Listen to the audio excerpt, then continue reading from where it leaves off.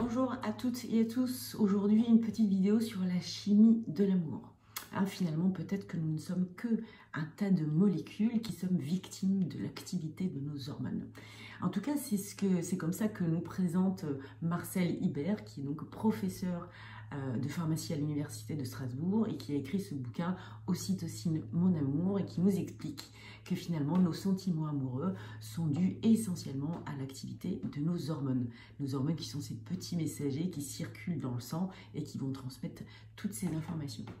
Et donc pour le coup, l'ocytocine, c'est cette hormone de l'attachement, et quand elle est fortement présente dans notre organisme, ça crée de l'attachement. C'est notamment le cas lors de l'accouchement. Il y a une forte poussée d'ocytocine chez la maman, malgré le fait que ce soit douloureux. Elle est attachée à son bébé, et d'ailleurs chez le bébé il y a aussi une forte poussée d'ocytocine. Donc voilà, c'est typiquement un moment de la vie où l'ocytocine est particulièrement présente, mais elle va l'être également par exemple lors d'un coup de foudre. Alors un coup de foudre, là c'est carrément un orage hormonal où on a une poussée énorme d'ocytocine, donc l'hormone de l'attachement, de la sérotonine qui est l'hormone du bonheur et de la dopamine qui est l'hormone du plaisir. Et donc ce cocktail là fait que ça génère un coup de foudre. Donc c'est marrant de voir ça sous le prisme finalement de nous ne sommes que un tas de molécules et nous ne sommes que victimes de l'activité de nos hormones à l'intérieur de nous. Vu comme ça, bon, c'est un peu moins de l'amour, mais quand même c'est intéressant.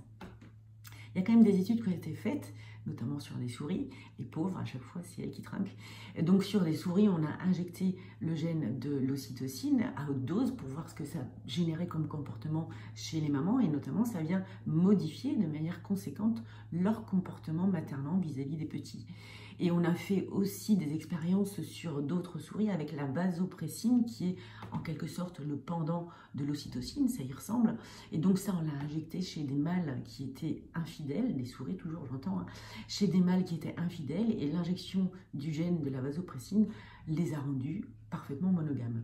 Donc voilà, ça vient carrément induire évidemment le comportement va changer derrière.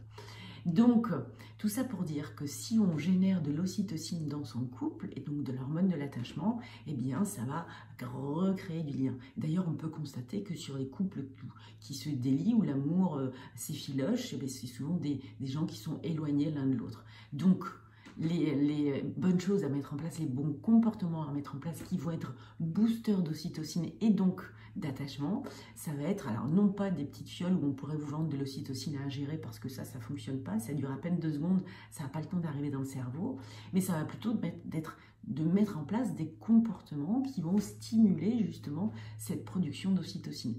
Pour ça, remettez en place du pot à pot, parce que ça c'est vraiment très très fort et très porteur d'ocytocine.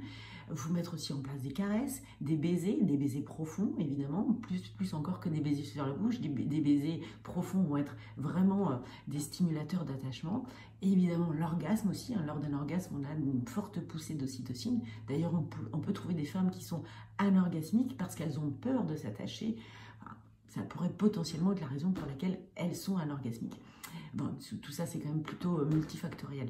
Quoi qu'il en soit, je trouve que c'est intéressant dans ce bouquin, je verrai peut-être encore Ocytocine, mon amour, de voir comment on peut se comporter à travers le prisme de l'activité hormonale. Donc, c'est ce que je voulais partager avec vous aujourd'hui. Et sur ce, ma foi, je vous dis à très bientôt.